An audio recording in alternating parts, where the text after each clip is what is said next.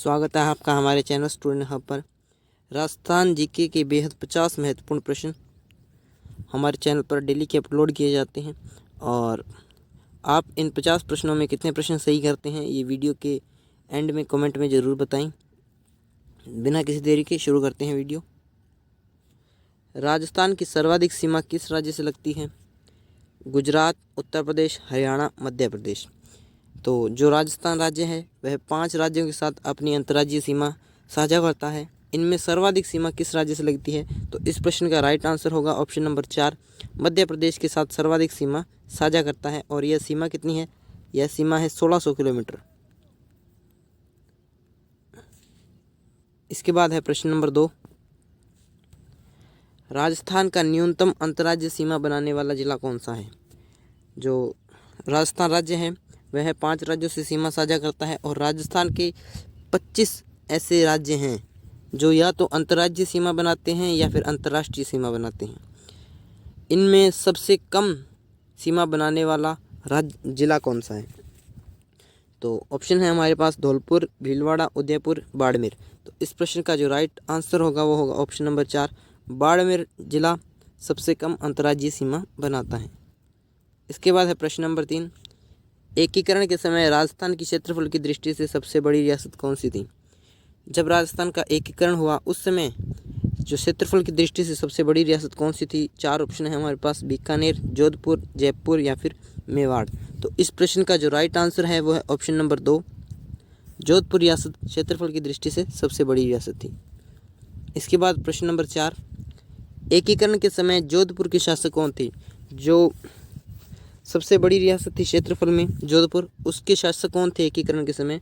शार्दुल सिंह, हनुमंत सिंह, भोपाल सिंह, उदयभान सिंह। तो इस प्रश्न का जो राइट आंसर है वो है ऑप्शन नंबर 2, हनुमंत सिंह थे।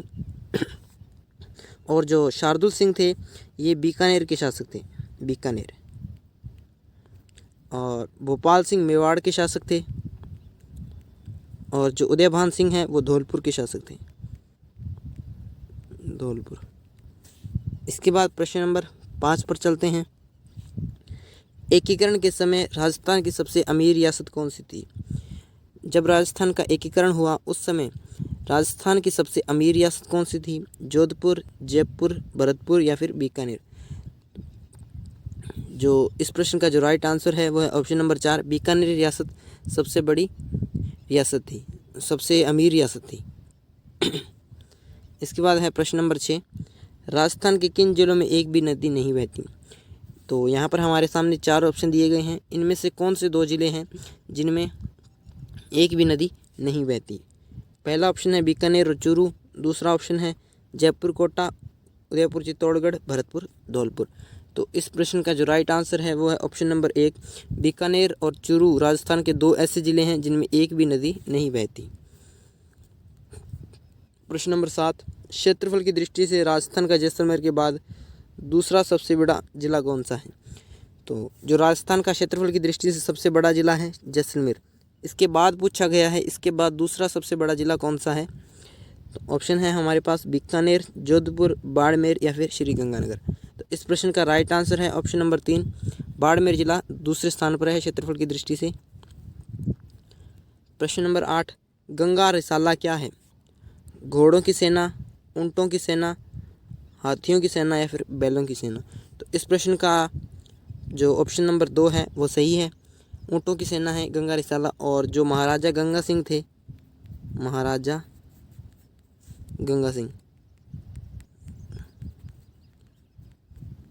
इन्होंने प्रथम विश्व युद्ध में अपनी ऊँटों की सेना भेजी थी ब्रिटेन की सहायता के लिए।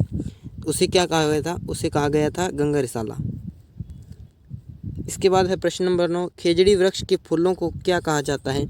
जो राजस्थान का राज्य वृक्ष है खेजड़ी वृक्ष, इस वृक्ष के फूलों को क्या कहा जाता है? खोखा, सांगरी, लूम या फिर मिंजर। तो इस प्रश्न का जो राइट आंसर है वो है ऑप्शन नंबर 4, इसके फूलों को मिंजर कहा जाता है। और जो सूखी फलियां हैं इसकी उसे खोखा कहा जाता है और जो हरी फलियां हैं उसे सांगरी कहा जाता है और जो चारा है उसे लूम कहा जाता है। इसके बाद है प्रश्न नंबर 10, किस खेल को राज्य खेल का दर्जा प्राप्त है? राजस्थान राज्य खेल कौन सा है, यह प्रश्न पूछा गया है। क्रिकेट, हॉकी, बास्केटबॉल या फिर फुटबॉल। तो इस प्रश्न का जो राइट आंसर है वो है ऑप्शन नंबर 3, बास्केटबॉल राजस्थान का राज्य खेल है। इसके बाद है प्रश्न नंबर 11, खंडित शिवलिंग की पूजा कहाँ की जाती है? रामेश्वर धाम, बेणेश्वर धाम, पुष्कर धाम या फिर मातृकुंडिया। तो इस प्रश्न का जो राइट आंसर है वो है ऑप्शन नंबर 2, बेणेश्वर धाम। यह कहाँ स्थित है? नवाटापुरा डूंगरपुर में है। नवाटापुरा डूंगरपुर बेणेश्वर धाम स्थित है और यहाँ पर शिव जी के खंडित शिवलिंग की पूजा की जाती है और यह भीलों का कुंभ कहलाता है। इसके बाद है प्रश्न नंबर 12, राजस्थान का प्रथम परमाणु बिजली घर कहाँ स्थापित किया गया है? पोखरण, जैसलमेर, रावतभाटा, चित्तौड़गढ़, फलोदी, जोधपुर या फिर देवबारी, उदयपुर। तो इस प्रश्न का जो राइट आंसर है वो है ऑप्शन नंबर 2, रावतभाटा चित्तौड़गढ़ में प्रथम परमाणु बिजली घर स्थापित किया गया है और इसे परमाणु शहर भी कहा जाता है।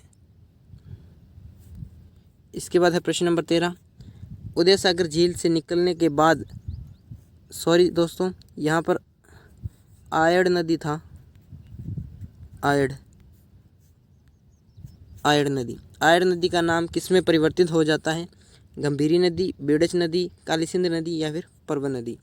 दोस्तों, जो पहले आयड़ नदी होती है वह उदय सागर में आकर मिलती है और उदय सागर से निकलने के बाद उसका नाम परिवर्तित हो जाता है। तो यह नाम किस रूप में परिवर्तित होता है? यह नाम बेड़च नदी के रूप में परिवर्तित होता है, यानी उदय सागर झील से निकलने के बाद आयड़ नदी का नाम बेड़च नदी पड़ जाता है। इसके बाद है प्रश्न नंबर 14, अर्जुन की गंगा किस नदी को कहा जाता है? बाणगंगा, चंबल, घग्गर या फिर माही। तो इस प्रश्न का जो राइट आंसर है वो है ऑप्शन नंबर 1, बाणगंगा नदी को अर्जुन की गंगा कहा जाता है और जो जयपुर शहर की प्रमुख नदी है और जो बैराठ की सभ्यता यह बाणगंगा नदी के किनारे विकसित हुई थी। इसके बाद है प्रश्न नंबर 15, सहेलियों की बाड़ी किस झील के किनारे स्थित है? जैसमंद झील, राजसमंद झील, फतेह सागर झील या फिर उदय सागर झील। तो इस प्रश्न का राइट आंसर है ऑप्शन नंबर 3, फतेह सागर झील के किनारे संग्राम सिंह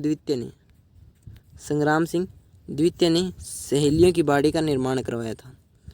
इसके बाद है प्रश्न नंबर 16, राजस्थान के किस लोक देवता को प्रकृति वैज्ञानिक कहा जाता है? दोस्तों, यह प्रश्न बेहद महत्वपूर्ण प्रश्न है, इम्पोर्टेंट कर लीजिए आप। जम्बू जी, गोगा जी, पाबू जी या फिर तेजा जी।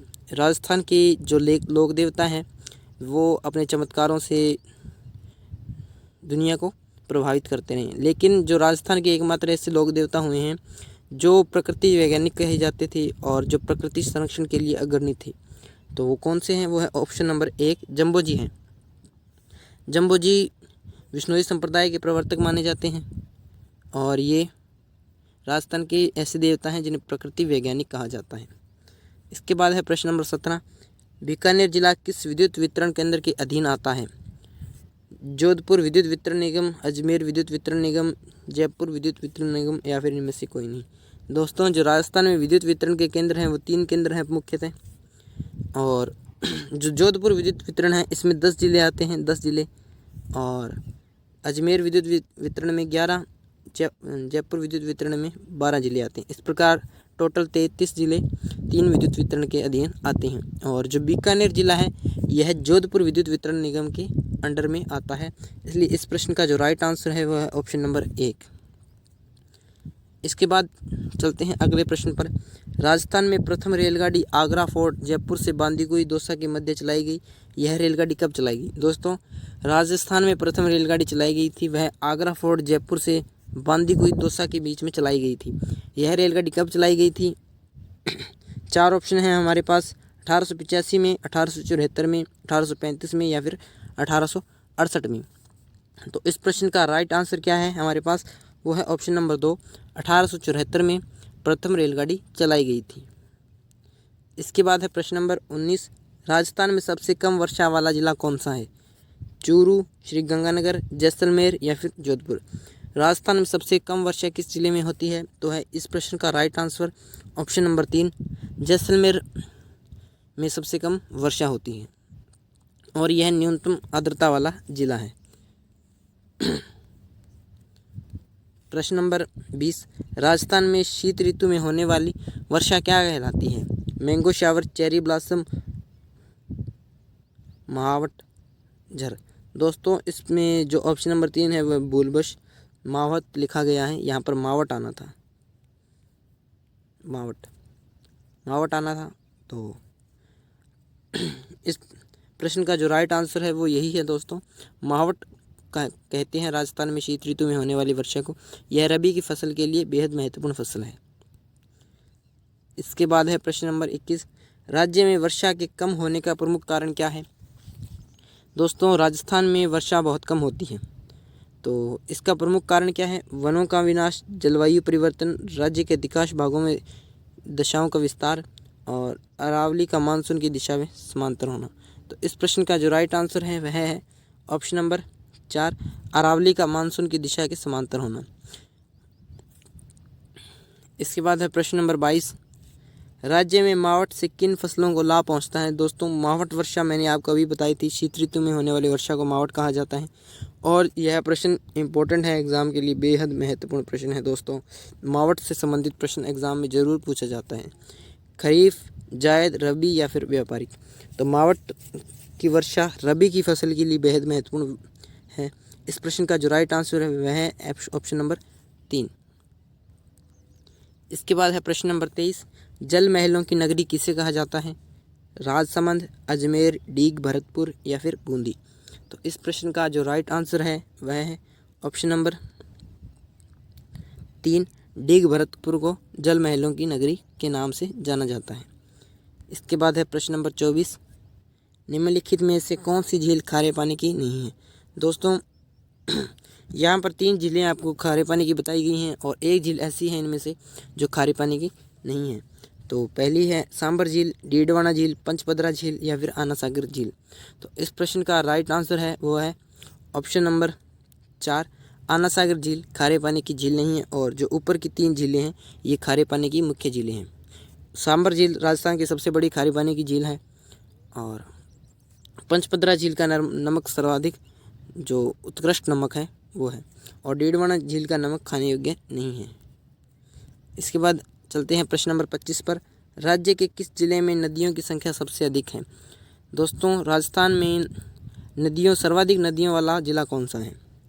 कोटा, उदयपुर, सवाई माधोपुर, चित्तौड़गढ़। तो इस प्रश्न का ऑप्शन नंबर 4 राइट है, चित्तौड़गढ़ में सर्वाधिक नदियां हैं और जो सर्वाधिक नदियों का उद्गम वाला जिला कौन सा है तो पूछा जाए तो वो उदयपुर है। इसके बाद प्रश्न नंबर 26, राजस्थान की कौन सी नदी पर सर्वाधिक बांध बनाए गए हैं? बनास, चंबल, माही या पश्चिमी बनास। दोस्तों इन 4 नदियों में से राजस्थान की कौन सी नदी है जिस पर सर्वाधिक बांध बनाए गए हैं?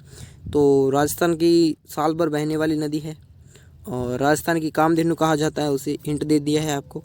और इस प्रश्न का जो राइट आंसर है वो है ऑप्शन नंबर 2, चंबल नदी को राजस्थान की कामधेनु कहा जाता है और इस पर सर्वाधिक बांध भी बनाए गए हैं। इसके बाद है प्रश्न नंबर 27, आदिवासियों का कल्प वृक्ष किसे कहा जाता है? रोहिड़ा, खेजड़ी, महुआ, सालर। तो इस प्रश्न का जो राइट आंसर है वो है ऑप्शन नंबर 3, महुआ वृक्ष को आदिवासियों का कल्प वृक्ष कहा जाता है और जो भील है वो महुआ वृक्ष के छाल से कोटड़ी शराब बनाते हैं। शराब का नाम है कोटड़ी, यह शराब बनाते हैं और यह भीलों की जो मुख्य शराब है। इसके बाद है प्रश्न नंबर 28, सेवण घास का उत्पादन मुख्यतः किस जिले में होता है? बाड़मेर, जैसलमेर, टोंक या फिर जयपुर। तो इस प्रश्न का राइट आंसर है वो है ऑप्शन नंबर 2, जैसलमेर जिले में सर्वाधिक उत्पादन होता है सेवण घास का। इसके बाद प्रश्न नंबर 29, कर्क रेखा को 2 बार काटने वाली नदी कौन सी है? राजस्थान की एकमात्र ऐसी नदी है जो कर्क रेखा को 2 बार काटती है। लूणी, कांठल की गंगा, बनारस या फिर जाकम। तो इस प्रश्न का जो राइट आंसर है वो है ऑप्शन नंबर 2, कांठल की गंगा। इसे कांठल की गंगा किस नदी को कहा जाता है? माही नदी को कहा जाता है। माही नदी यह कर्क रेखा को 2 बार काटती है। मान लीजिए यह राजस्थान है हमारा, और यह माही नदी इस प्रकार होकर इस प्रकार आती है, उल्टे यू आकार में बहती है और कर्क रेखा को 2 बार काटती है। इसके बाद है प्रश्न नंबर 30, राजस्थान की प्रथम नगर पालिका कहाँ स्थापित की गई थी? माउंट आबू, सिरोही, फलोदी, जोधपुर, गोठ मांगलोद, नागौर या फिर देबारी उदयपुर। तो इस प्रश्न का राइट आंसर है option number 1, mount Abu Sirohi में सर्वप्रथम राजस्थान में नगर पालिका स्थापित की गई थी। इसके बाद प्रश्न नंबर 31, निम्नलिखित में से कौन सी झील उदयपुर में नहीं है? कौन सी झील उदयपुर में नहीं है? जयसमंद झील, फतेह सागर झील, उदय सागर झील या फिर बालसमंद झील। तो इस प्रश्न का राइट आंसर होगा वो होगा ऑप्शन नंबर 4, बालसमंद झील उदयपुर में नहीं है, क्योंकि यह बालसमंद झील जोधपुर जिले में है, जोधपुर में। इसके बाद प्रश्न नंबर 32, प्रसिद्ध ग्रंथ राजरूपक के रचयिता कौन थे? वीरभाण, केसरी सिंह बारठ, सूर्यमल मिश्रण, विजयदान देथा। इसके बाद है जो इस प्रश्न का जो राइट आंसर है वो है ऑप्शन नंबर 1, वीरभाण राजरूपक के रचयिता थे। और जो केसरी सिंह बारठ थे ये इनकी रचना थी रूठी रानी, रूठी रानी। और जो सूर्यमल मिश्रण है ये राजस्थान के राज्य कवि हैं। और विजयदान देथा की रचना थी फुलवारी, बातारी फुलवारी, बातारी फुलवारी। इसके बाद है प्रश्न नंबर 33, राजस्थान में अब्रक ईंट उद्योग कहाँ स्थित है? मैं आपको बता देना चाहता हूँ कि जो अब्रक है उसका जो निर्माण है वह विद्युत रोधी के रूप में किया जाता है, उपयोग विद्युत रोधी के रूप में किया जाता है, यानी जो लाइट है उसे रोकने के लिए अब्रक का उपयोग किया जाता है, करंट को रोकने के लिए। तो अब्रक ईंट उद्योग कहाँ स्थित है? भीलवाड़ा में, बांसवाड़ा में, हनुमानगढ़ में या फिर श्रीगंगानगर में। तो अब्रक ईंट उद्योग भीलवाड़ा में स्थित है। इस प्रश्न का ऑप्शन नंबर 1 राइट है। इसके बाद प्रश्न नंबर 34, राजस्थान में सफ़ेद सीमेंट का उत्पादन कहाँ होता है? निम्बाहेड़ा में, गोटन में, गड़ेपान में, भैंसलाना में। तो इस प्रश्न का ऑप्शन नंबर 2 राइट है। गोटन में जो सफ़ेद सीमेंट है उसके कारखाने हैं। और जो निम्बाहेड़ा है उसमें सीमेंट का सबसे बड़ा कारखाना जेके सुपर सीमेंट स्थित है। जेके सीमेंट आपने नाम सुना होगा।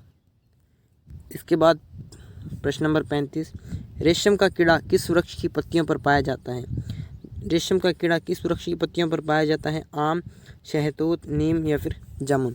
तो इस प्रश्न का ऑप्शन नंबर 2 यहाँ पर सही है, शहतूत वृक्ष की पत्तियों पर पाया जाता है। प्रश्न नंबर 36, रणथंभौर कहाँ स्थित है? रणथंभौर दुर्ग है और रणथंभौर राष्ट्रीय उद्यान भी है। भरतपुर, अलवर, सवाई माधोपुर या फिर भीलवाड़ा। तो इस प्रश्न का ऑप्शन नंबर 3 राइट है, सवाई माधोपुर में रणथंभौर स्थित है। प्रश्न नंबर 37, केवलादेव घना राष्ट्रीय पार्क कहाँ स्थित है? जोधपुर, बाड़मेर, जालोर या फिर भरतपुर। तो इस प्रश्न का ऑप्शन नंबर 4 राइट है, भरतपुर में केवला घना राष्ट्रीय पार्क स्थित है। इसके बाद है प्रश्न नंबर 38, मरु त्रिकोण पर्यटन मार्ग है। दोस्तों जो राजस्थान का पर्यटन मार्ग है मरु त्रिकोण, यह किन 3 जिलों में फैला हुआ है? किन जिलों में है? तो इसके शीर्ष पर जिले हैं। पहला ऑप्शन है जयपुर, आगरा, कानपुर, जयपुर कोटा, जयपुर बूंदी या फिर जयपुर जैसलमेर, बीकानेर या फिर जोधपुर। इस प्रश्न का जो राइट आंसर होगा वो है ऑप्शन नंबर 4, जैसलमेर, बीकानेर और जोधपुर में मरु त्रिकोण स्थित है। जो राजस्थान है वो इस प्रकार है, इसमें जैसलमेर, जोधपुर और बीकानेर इस प्रकार 3 जिले को मरु त्रिकोण जोड़ता है। प्रश्न नंबर 29, राजस्थान का राज्य पुष्प किसे घोषित किया गया है? कमल, गुलाब, कनेर या फिर रोहिड़ा। तो इस प्रश्न का जो राइट आंसर है वो है ऑप्शन नंबर 4, रोहिड़ा को राजस्थान का राज्य पुष्प घोषित किया गया है। इसके बाद है प्रश्न नंबर 40, भारत की मोनालिसा किसे कहा जाता है? मीराबाई को, राजिया सुल्तान को, बड़ी ठनी को या फिर रानी पद्मिनी को? तो इस प्रश्न का जो राइट आंसर है वो है ऑप्शन नंबर 3, बड़ी ठनी को भारत की मोनालिसा उपनाम से जाना जाता है। प्रश्न नंबर 41, 13 ताली नृत्य किस लोक देवता के भोपा द्वारा किया जाता है? इस प्रश्न में 4 ऑप्शन हैं हमारे पास, तेजा जी, रामदेव जी, देवनारायण जी या फिर बाबू जी। तो इस प्रश्न का जो राइट आंसर है वो है ऑप्शन नंबर 2, रामदेव जी के भोपे द्वारा 13 ताली नृत्य किया जाता है। प्रश्न नंबर 42, राजस्थान में बल्लभ संप्रदाय का प्रमुख धार्मिक स्थल कौन सा है? पुष्कर, जोधपुर, अजमेर या फिर नाथद्वारा? तो इस प्रश्न का जो राइट आंसर है वो है ऑप्शन नंबर 4, नाथद्वारा वल्लभ संप्रदाय की प्रधान पीठ है। इसी कारण यह वल्लभ संप्रदाय का प्रमुख धार्मिक स्थल भी माना जाता है। प्रश्न नंबर 43, राजस्थान में सर्वाधिक बाल विवाह किस अवसर पर होते हैं? दीपावली पर, दशहरे पर, अक्षय तृतीया पर, शीतलाष्टमी पर? तो इस प्रश्न का जो राइट आंसर है वो है ऑप्शन नंबर 3, अक्षय तृतीया। इसे आखा तीज भी कहा जाता है, आखा तीज, और यह वैशाख शुक्ल तृतीया को मनाई जाती है। इस दिन राजस्थान में सर्वाधिक बाल विवाह होते हैं। प्रश्न नंबर 44, लूनी नदी का उद्गम स्थल कौन सा जिला है? जो लूनी नदी है दोस्तों, इसे आधी मीठी आधी खारी नदी या फिर मीठी खारी नदी कहा जाता है, क्योंकि यह बालोतरा बाड़मेर से आगे खारी हो जाती है, उससे पहले यह मीठी रहती है। तो इस प्रश्न का जो राइट आंसर होगा वो कौन सा होगा, देखते हैं। अजमेर, जयपुर, जोधपुर या फिर जैसलमेर? लूनी नदी का उद्गम स्थल कौन सा जिला है? तो वो है ऑप्शन नंबर 1, अजमेर जिला लूनी नदी का उद्गम स्थल है। प्रश्न नंबर 45, यह बेहद महत्वपूर्ण प्रश्न है दोस्तों, कई बार एग्ज़ाम में पूछा गया है। 2018 के एग्ज़ाम में यह प्रश्न पूछा गया था। 2018 के एग्ज़ाम में लाग बाग क्या है? चिड़िया का नाम, तोप का नाम, मानसिंह के हाथी का नाम, किसानों पर आरोपित कर? तो यह एक बेहद कॉमन सेंस का क्वेश्चन है और बेहद महत्वपूर्ण प्रश्न है। तो इस प्रश्न का राइट आंसर है ऑप्शन नंबर 4, किसानों पर आरोपित एक प्रकार का कर है। प्रश्न नंबर 46, मीणा जनजाति का परंपरागत नेता किस नाम से जाना जाता है? प्रधान, भगत, पटेल या फिर कर्म? जो मीणा जनजाति है दोस्तों, राजस्थान की सबसे शिक्षित जनजाति मानी जाती है और इसका परंपरागत नेता क्या कहलाता है? तो वो कहलाता है पटेल। तो इस प्रकार इस प्रश्न का ऑप्शन नंबर 3 राइट है। प्रश्न नंबर 47, धनुष चलाने में माहिर कौन सी जनजाति को माना जाता है? मीणा, भील, गरासिया या फिर सहरिया? तो इस प्रश्न का जो राइट आंसर है वो है ऑप्शन नंबर 2, भील जनजाति को धनुष चलाने में माहिर माना जाता है। प्रश्न नंबर 48, सरसों अनुसंधान केंद्र कहाँ स्थित है? सूरतगढ़, श्रीगंगानगर, सेवर, भरतपुर, भिवाड़ी, अलवर, केदरी, झुंझुनू? दोस्तों यह प्रश्न आपको अक्सर एग्जाम में देखने को मिल जाएगा, सरसों अनुसंधान केंद्र। तो इस प्रश्न का राइट आंसर है ऑप्शन नंबर 2, सेवर, भरतपुर में सरसों अनुसंधान केंद्र स्थित है। इसके बाद प्रश्न नंबर 49, बाणगंगा नदी का उद्गम किस जिले से होता है? जो बाणगंगा है दोस्तों, यह बैराठ की सभ्यता इसके किनारे विकसित हुई थी और यह अर्जुन की गंगा उपनाम से भी जानी जाती है। यह किस जिले से निकलती है? अजमेर, जयपुर, भरतपुर या फिर सवाई माधोपुर? तो इस प्रश्न का राइट आंसर है ऑप्शन नंबर 2, जयपुर जिले से निकलती है। इसके बाद प्रश्न नंबर 50, और दोस्तों यह आज का हमारा अंतिम प्रश्न है। राजस्थान में मंत्री परिषद के सदस्यों की अधिकतम संख्या कितनी हो सकती है? 20, 30, 50 या फिर 15? तो इस प्रश्न का जो राइट आंसर है दोस्तों वो है ऑप्शन नंबर 2, 30 हो सकती है। दोस्तों 91वां संविधान संशोधन हुआ था, 91वें संविधान संशोधन हुआ था, उसके तहत जो राजस्थान के किसी भी राज्य की मंत्री परिषद की संख्या उस राज्य की विधानसभा की कुल संख्या की 15% होगी दोस्तों, 15% होगी। तो 15% है दोस्तों। तो राजस्थान में विधानसभा के सदस्यों की कुल संख्या 200 है और इस प्रकार इसका 15% कितना हो जाता है? 30 हो जाता है। इस प्रकार जो राजस्थान के मंत्री परिषद है, मंत्री हैं, उनमें जो मंत्रियों की संख्या है वो अधिकतम 30 हो सकती है, इससे ज़्यादा नहीं हो सकती। इसलिए दोस्तों इस प्रकार आज का हमारा वीडियो पूरा होता है और हमने कवर कर लिए हैं बेहद महत्वपूर्ण 50 प्रश्न। और वीडियो अच्छा लगा हो तो लाइक करें, कमेंट करें और वीडियो को शेयर करना न भूलें। Thank you.